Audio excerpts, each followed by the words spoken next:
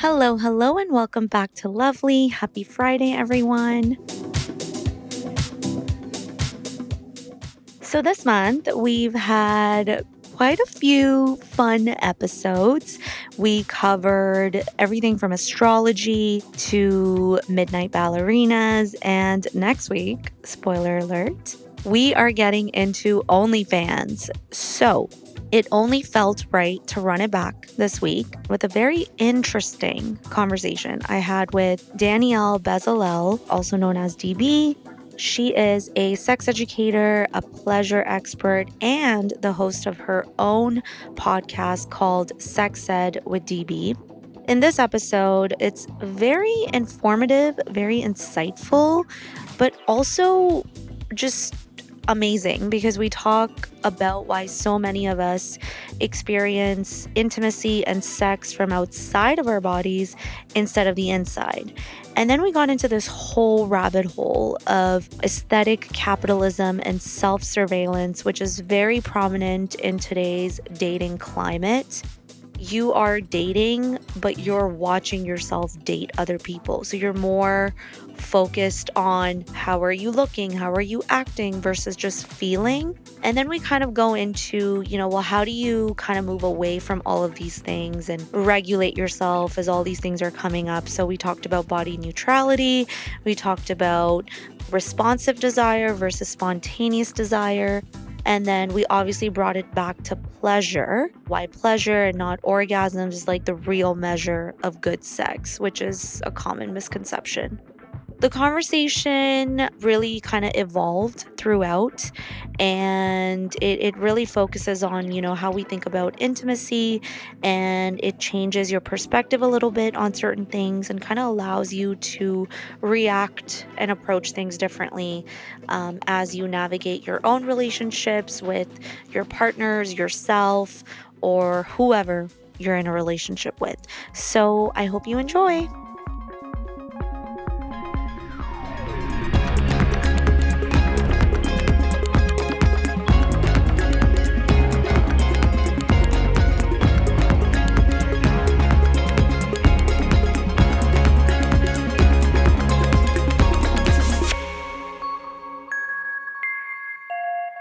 Danielle, welcome to Lovely. How are you?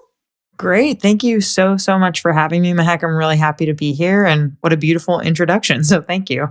I'm so happy that you're here to share all of your knowledge and experiences with us. Before we kind of get into it, where are you joining us from today? I'm in Oakland, California. It's a pretty nice day today.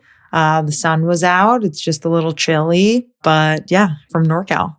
I love it. I mean, I've been to California. I think it's a dream living there, and just really, really curious to hear from you, Danielle.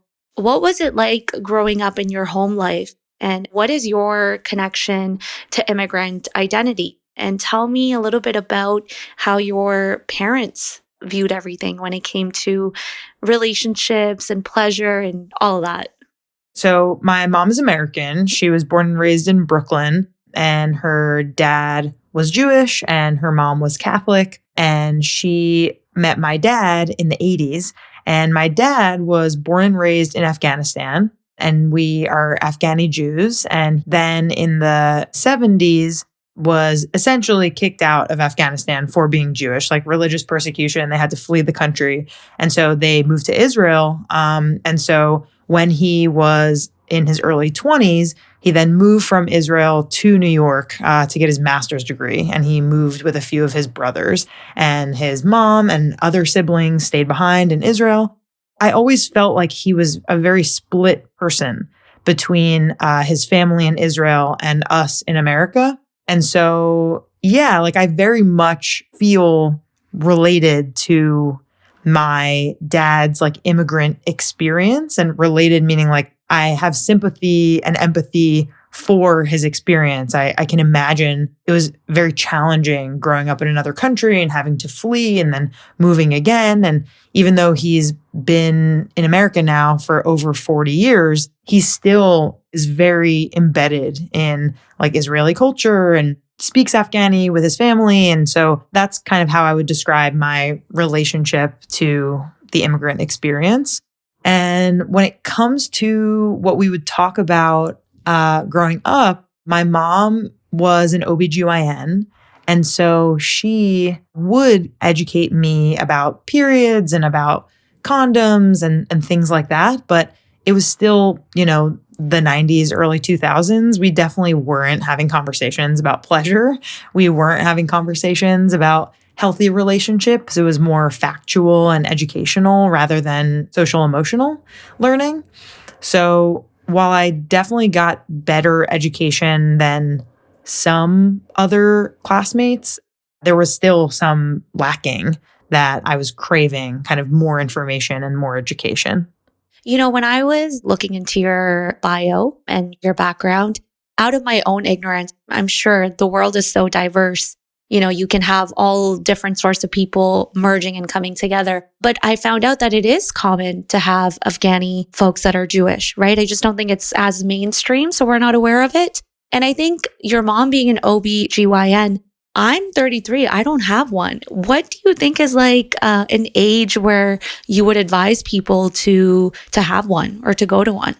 Basically, like before you start becoming sexually active, even is recommended as like a teen to have your own relationship with a gynecologist so that the gynecologist can chat with you without your parents in the room, say you're 14, 15, 16 years old, about different options such as birth control and safe sex and what your periods look like and really understanding you as a young person, like what are my options and what kind of relationship do I want to have with my doctor? That's when it's recommended to kind of start going to a gynecologist. When it comes to being in your 30s, I'll also be 33 in a few weeks. And so I think it is important to have like a yearly checkup with your gynecologist, depending on the protocol. I think the current protocol is either between I think it's like 3 years, every 3 years for a pap smear. So to make sure that you aren't at risk for cervical cancer and that your pap comes back normal, those are really important appointments to make. So yeah, I think starting in your teens is when I would recommend it.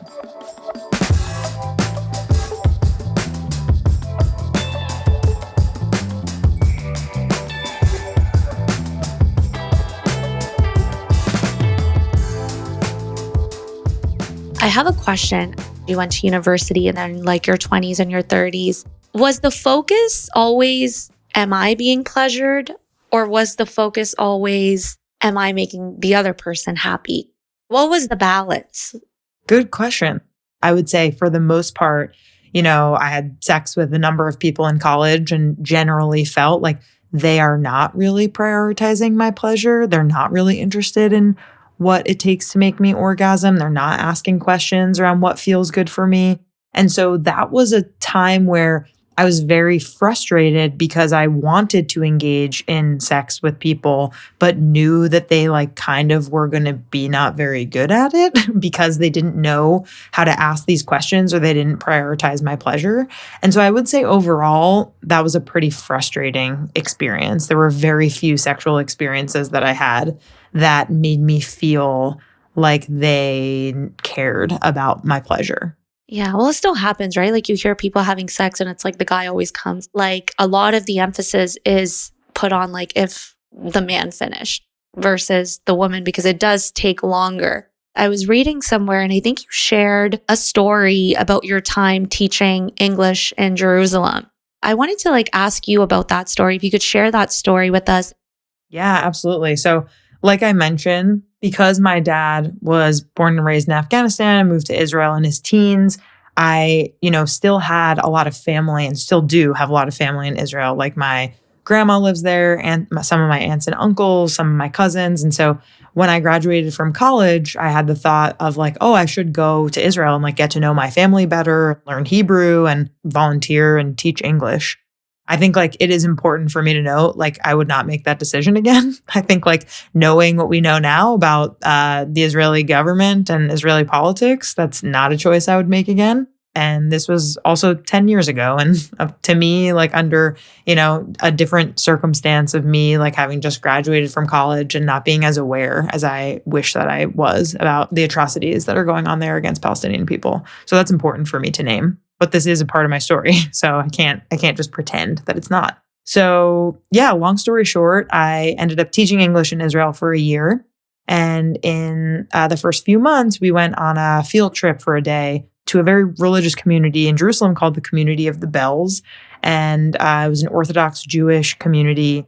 And the main rabbi there was kind of like showing us around and talking about his culture and his traditions. And he was like, here's where we do X, Y, and Z in the temple. And oh yeah, by the way, I have 5 daughters. And when each of them reach the age of 17 or 18, we marry them off by the matchmaker. And they don't learn about sex until their wedding night when they have it for the first time. And it's a mitzvah if they get pregnant that night. My brain exploded. I was just like incredibly angry. My whole body was like on fire. I was only 21 at the time. I just knew that this was like so wrong. And so I immediately like raised my hand and he kind of like nodded over in my direction, indicating he wanted me to speak. And I was like, what if this is not what they want? Like, what if they don't want to be moms? What if they need more information? What about their consent? Like I said, like all of these things. And he just kind of waved me off and was like, this is just how it goes here. Kind of next question. And so it was that night that I went home and researched public health programs. And I immediately just something clicked in me. Like I didn't really know what I was going to do with my life until that day. Then I found Columbia's program and that, put me on my journey to becoming a sex educator. Yeah, wow. When I, even like as you were telling me, like I feel like my flabber was gasted. Like I get it. Trust me, I get it. Where I come from too, in Pakistan, I'm sure someone has said those lines. Not only would it boil my blood then, it even continues to boil my blood today that people are still so stuck on the way things are done. It's like, at what point do you stop and you start to question? In this case, I know you did that. And that was the emotional thesis of the work that you do now. I don't agree with it, so I'm going to do something different. It's interesting to me because typically you might think that when you hear people saying these things, they're so different than you, right? But the reality of the situation is that everyone in that room was Jewish, right? Like we all had this shared thing. And yet there's always going to be extremists in every religion, in every sect. It was so important to me to recognize that this isn't just a problem here. This is like a segment of this population where this is a problem. And it's really a problem in our own backyard everywhere. And so it was really important to me to kind of like come back home and do this work locally. Yeah. Have you experienced something within this range of practicing in the States or where you wouldn't expect the extremism to be as it was there? Just that notion of like, what are you guys doing? When we look at current laws that are in place in the US, when it comes to what is available here and what is policy. So I'll just read you like a few stats. Only 26 US states require that sex and HIV education are medically accurate. The inverse of that is that 24 states don't require that sex and HIV education is medically accurate. And therefore, if you're not enforcing that, that allows or normalizes teachers to shame people in their classrooms, to spread lies and misinformation and disinformation. Also, we have 7 US states that require instruction that portrays sexualities other than heterosexuality and gender identities other than cisgender as shameful, unacceptable, or illegal. They're saying we are completely trying to eradicate anything other than homosexuality and cisgender ideology, which is incredibly harmful. So again, what are these young people to think who are queer growing up in these states if they're being told that they are illegal just by existing? It's extremely damaging. Then, I feel like we're so quick to question someone, like if they've done something wrong, right? Their action is wrong. We immediately place the blame on okay, you did something wrong. But what was the nucleus of it, right? Why are you doing what you did? And I feel like all these other factors where you're basically telling them you're doing something wrong, you're not a good person, or I think quote unquote, you said just you existing is illegal. That's very damaging. A lack of knowledge when it comes to sex ed and consent and all of those things, that also has a lot of implications on people's moods and the way they react to things. And again, mental health, right?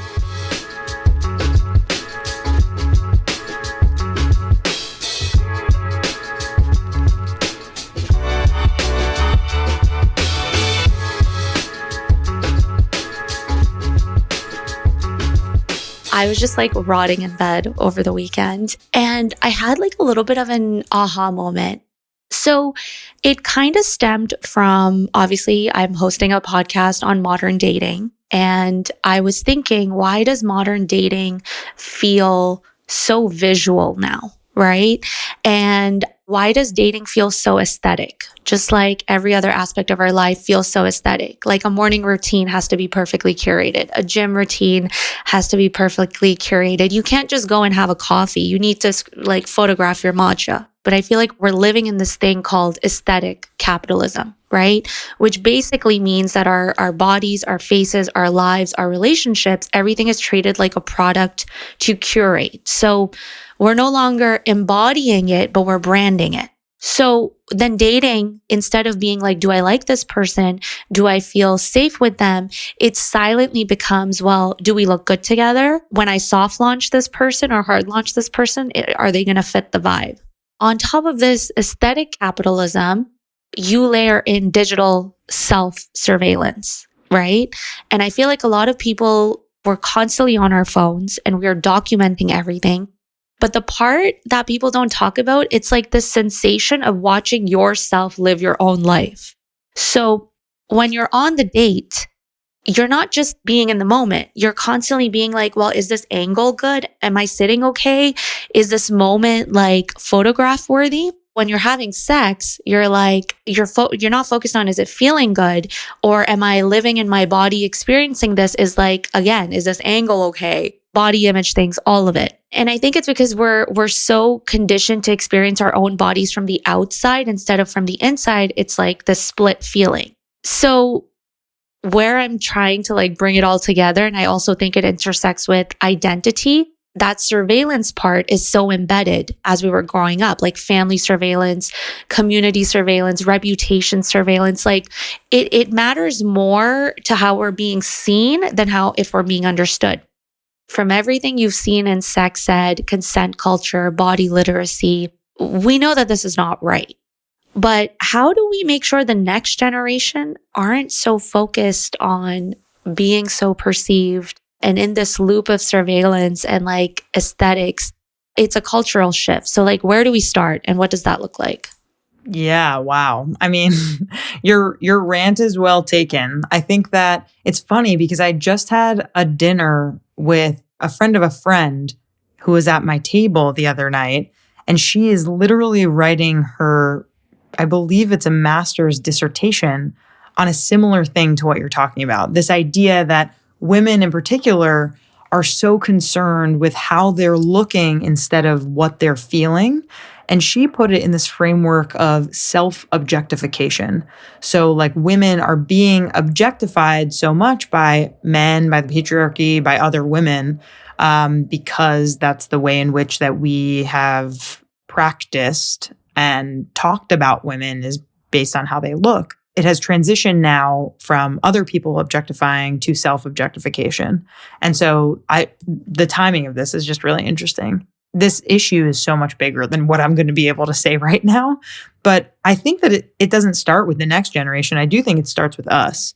I think it starts with us having better boundaries around phone use and around app use.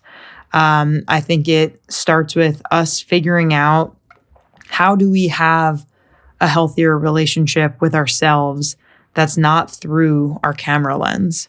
Like what does that look like? And as someone who has monetized my business out of creating social media content and my face is all over it, right? So I am someone who spends 2 to 3 hours a day looking at content, creating content. And I think that having had that experience, it does luckily make me not want to engage in it personally as much. Even though I'm still a consumer of that content, I'm not someone who is constantly taking pictures of my food or of my body and posting it and doing those kinds of things. That's just not something that I'm doing.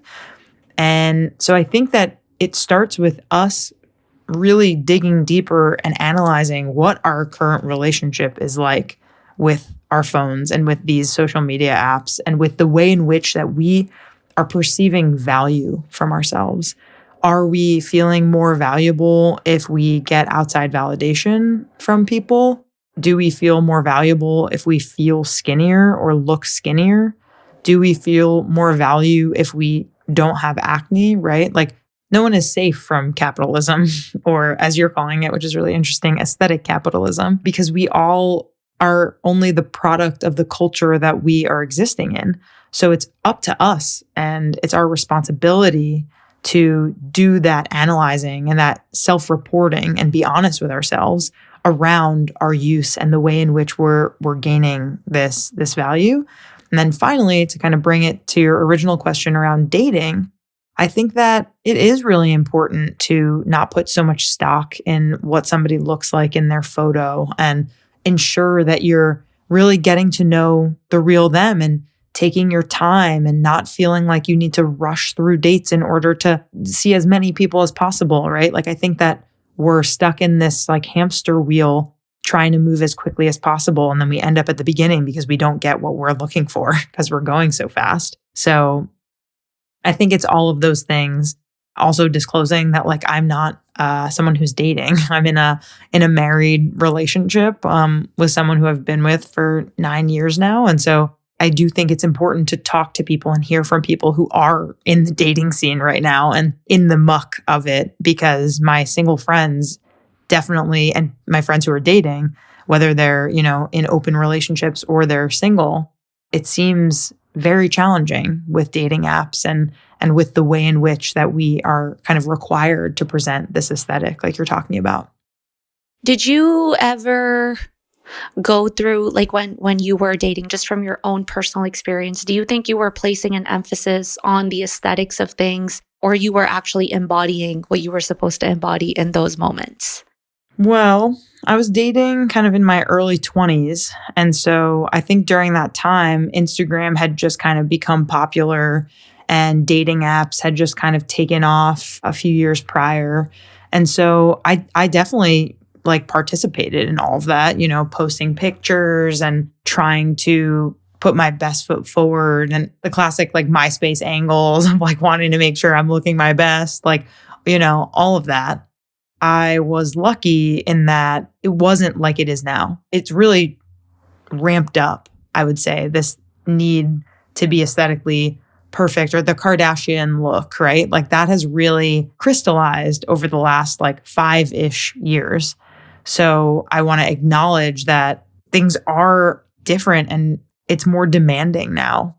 When we're with people who we're dating, it's hard to calm the brain down because, again, we're just so much is required of us every day in our everyday life, with the news, with politics, with SNAP benefits in the US not being available for 40 days. People are focusing on how they're going to get their next meal, right? Like there's so many critical like needs that people are contending with now because of the way in which the world is working, that like, how are we to actually calm ourselves and enjoy and feel pleasure when so many of these things are taking up so much space? Yeah. And you know what baffles me is, like, in a system where things are already so messed up, you're supposed to feel the most regulated just being in your own body. So I just feel like it's like decades of unlearning these things that you've been conditioned to be like, just optimize, optimize, optimize. And then I think when you're having sex or when you're being intimate with someone, you just start to disassociate because all you can think about is, how am I looking? And I think that's where the gap is in like intimacy and stuff. Also, I think when you were saying like, practice limiting self-surveillance, but body positivity is a big thing in this too. How does this relate to body positivity? And also, is there an idea of like what sex should look like? Because, a lot of people, like when you debrief with your girlfriends, you're like, oh, it was bad sex or it was good sex. I want to talk about this. What's your take on it? Yeah. So the question around body positivity, I also like to float the idea of body neutrality. So I think in the body positivity movement, we're kind of taught all the time, like, celebrate yourself, girl, love your stretch marks. Like, draw a smiley face on your cellulite, like whatever kind of bullshit, it can swing far in the other direction, right? Like there's body negativity, there's kind of toxic body positivity. And so I want to float the idea of like feeling neutral about your body is also okay.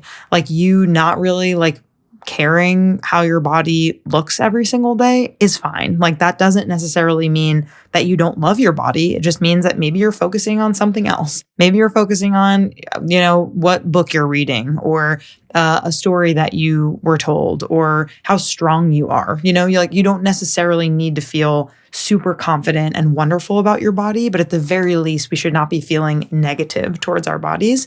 Our bodies are our homes and we live with them forever until we die. And if possible, of course, celebrating your body and feeling good in your body is excellent. But I feel like if it doesn't happen for you all the time, then that's okay too. And so your question around like what is good sex? I think it's a great question and how we talk about good sex. Dr. Emily Nagoski, who wrote Come As You Are, in addition to a few other books, she's a sex educator and a PhD, and she talks about pleasure as the measure. The measure. It is not how often you have sex or who you have it with or where you do it or in what positions or even how many orgasms you have. It's just whether or not you like the sex you are having. And if everybody involved is glad to be there, free to leave with no unwanted consequences, and likes the sex they are having, you're already doing it right. And all of the other pieces, all the other things that you could be worried about, like desire and orgasm, those things will fall into place when you put pleasure at the center of your definition of sexual well-being.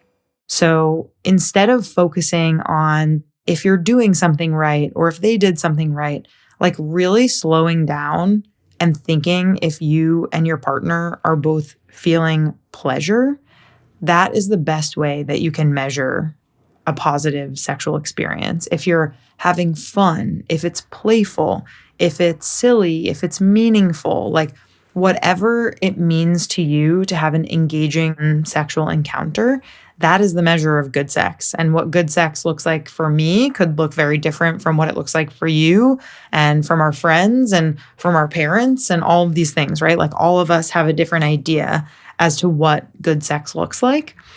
And finally, I will say though, like when it comes to orgasms and pleasure, women and people with vulvas are essentially taught from a young age that their pleasure doesn't matter, that they shouldn't be asking for what they want in bed, that they should be more ladylike, like whatever the kind of stereotypes are.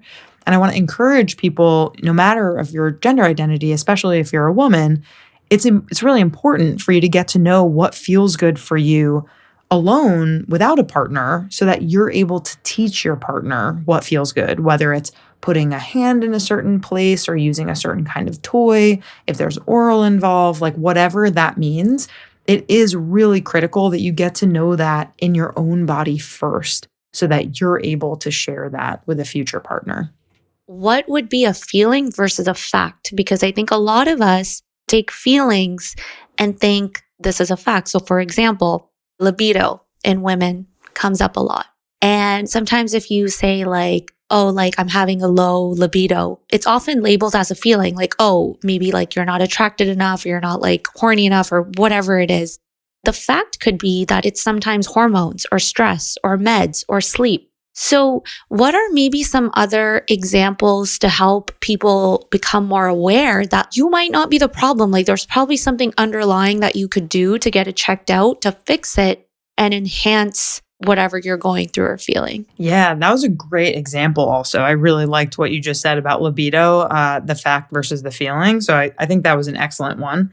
I also think when we talk about pain during sex, right? Like I talked about that when I lost my virginity. And I think there's a recent stat that I just read that up to 40% of women experience painful intercourse at some point in their lifetime, right? And this could be from postpartum, this could be on certain medications. If you're on antidepressants or birth control, that can impact your self-lubrication. This could be in perimenopause or menopause, or it could just be because you have a condition like dyspareunia or vulvodynia or something that impacts the way that you have sex in a painful way.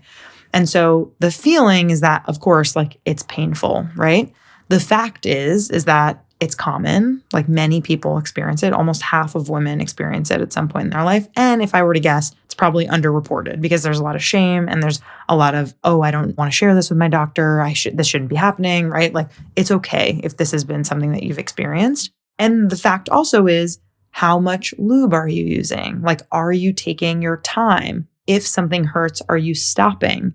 Are you going to pelvic floor physical therapy? Have you talked to your gynecologist? Are you able to switch your meds? Like, it's so complex. And we really, in our culture, especially in the US, I'm not sure if it's exactly the same in Canada, we really want a little pill for everything to fix everything right away. And the reality is, it's not like that. Like, there are so many, it's multifactorial. There are so many different things that are involved in sex and attraction and pleasure. And, again, so many things that are going on in our world. If you get let go from your job, like you're not going to be in the best mood all the time, right? Like there's so many things that we're dealing with. And so I would say, like, my advice when it comes to thinking about these kinds of stories that we tell ourselves is to think about the fuller picture and recognize that it takes time to figure out how to best approach things. Yeah. Out of curiosity, like, what do you wish more women knew about their sex drive or libido? Yeah, so I think this is more a question around the type of desire frameworks that men and women are socialized to have. So while men more so have a spontaneous desire, more men have spontaneous desire, aka, oh, like I have a boner, or, just like it's the morning, like I'm in the mood, or, oh, I just like randomly like thought of this person or thought of boobs or thought of this sexy thing and now I'm horny, right? Like, whereas most women have responsive desire. And this is also something that Dr. Emily Nagoski talks about, where you're in the need of an igniter, right? Like you need to be listening to an audio erotica to get going, or you need to be touched in a certain way, or told compliments and praise, or you need to read a sexy smut passage in a book, right? Like to really be setting the scene. And so that's an important framework distinction, as well as the fact that it can take women up to 20 minutes to be aroused enough to reach orgasm, whereas for men, it's closer to 5 to 10 minutes. And so all of this is information to say that women are not really socialized to want sex in the same way that men do, but it doesn't mean that they don't want it. It just means that they need a different trigger in order to get sexually aroused. The way men operate with sex is like instant noodles, but like we want Exactly. Like we want ramen from the restaurant. Right. It takes time. That broth, it could take hours for the broth. Exactly. The toppings.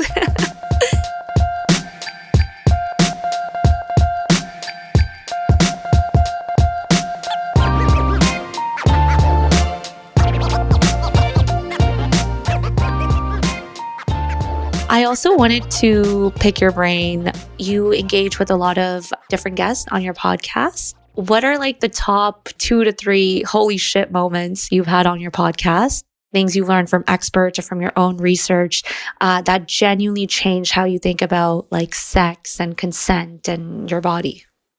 So this is a great question. The first 2 guests that really come to mind. So the first one is Dr. Karen A. Scott, and she is a doctor and an MPH, and she's the chief Black feminist physician scientist and founding CEO of owner of Birthing Cultural Rigor, with over 30 years of experience supporting women, girls, and gender expansive people across sexual, reproductive, and perinatal life course. So she's a baller. She has a lot of experience. And I had her on the podcast, I believe it was like season 2. Like I'm currently in season 13. I have over 315 episodes. I've talked to all kinds of people at this point, all about sexual health. And I remember specifically in kind of my earlier years as a sex educator, being very trite in my question to her around, well, if everyone just had access to birth control, like wouldn't all of our problems just be solved? Because then people can control how many kids they have, what their families look like, when they would have access to having kids, and what that would look like. And I kind of was I had a lot of hubris around this question. I was like, I know she's going to say yes, right? Like I just knew that that was the answer.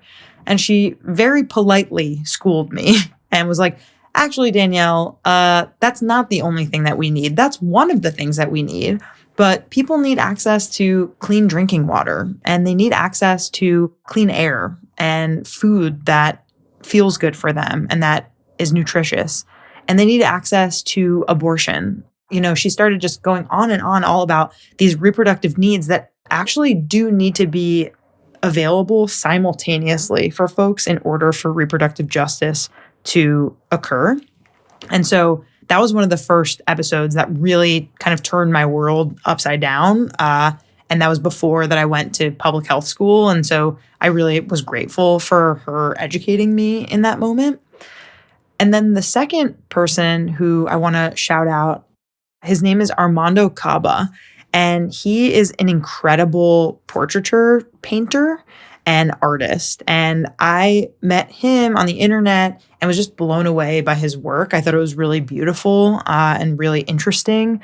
And he also paints erotic pieces, so of breasts and of genitals. And he and I had a really interesting conversation a few years back about censorship and around the fact that when he would post bigger bodies and when he would post trans bodies and Black bodies, those paintings that he would post on Instagram were way more likely to be censored than if it was a white skinny body. And to me, that was really the beginning of understanding how these algorithms are working against people like me as a sex educator and him as an erotic painter and sex workers and trans activists, like all this whole group of people who do sexual health education on the internet. We all are censored, but it was my first real understanding of the fact that certain bodies and certain identities are censored way, way more often. And so I really appreciated him for sharing that because he had a firsthand account and a firsthand look into that experience while posting those paintings that he did. And so that was another episode that really started me on the path of talking about censorship on the internet and how sex educators have to fight against algorithms and against these large platforms in order to get our sex ed content out there to the masses. What a good conversation today. I told you I was excited for this. I'm really happy the way that it shaped up. And I can't let you go without asking a question that one of my previous guests have left. And I think we talked a lot about this today. And we also talk a lot about intergenerational trauma. But she wanted to ask, what intergenerational knowledge have you gained? That's a great question. I think that from my mom, I have gained that women's health in particular and health of people with vulvas is paramount. And we should be really working to educate folks and make sure that we uplift women and people with vulvas, especially when it comes to their health and wellness. So that I feel like is what I've learned from my mom. And from my dad, I think like always being proud of my heritage feels like something that I've gained from him. Celebrate the fact that we're Jewish and we're Afghani and that we are just like dedicated to our community. I think those are things that I've learned from my dad.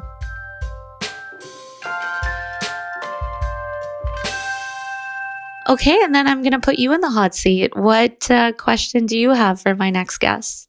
Sure. So for your next guest, I would love to ask them, what is one thing that they're consistently doing for themselves right now to give themselves pleasure?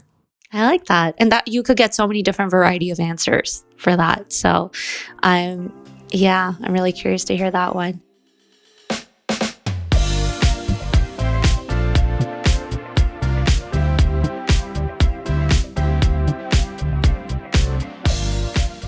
If if our listeners are like, wow, we love Danielle, we love what she had to say, which I'm sure can confirm they are thinking, where can they find you? And I know you create content online as well. So if you wanted to shamelessly plug your socials and platforms, please go for it.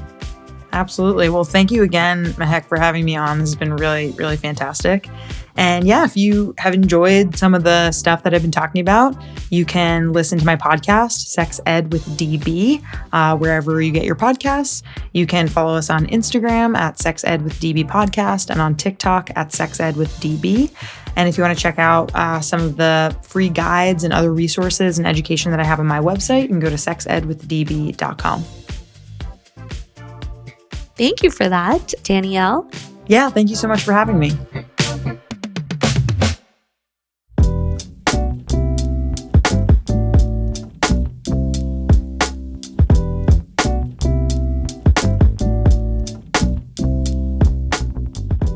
Okay, so that was it. I hope you enjoyed the episode. I'm always curious to hear if you've had any reflections after you hear my reflections in the outro.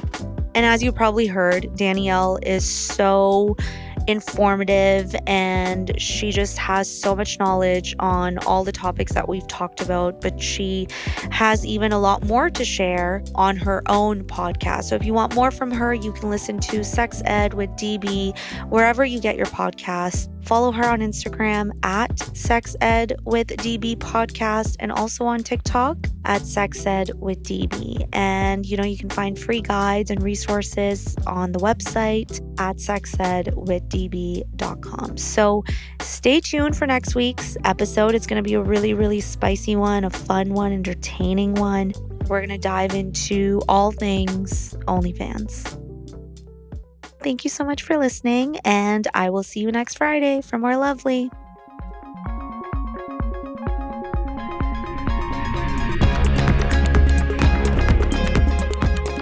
Lovely is an Immigrantly media production. This episode was produced by Sadia Khan and Shay Yu, written by me, Mehak. Music, sound design, and editing by Lou Raskin. Other music is by Epidemic Sound. Tune in every Friday for more Lovely.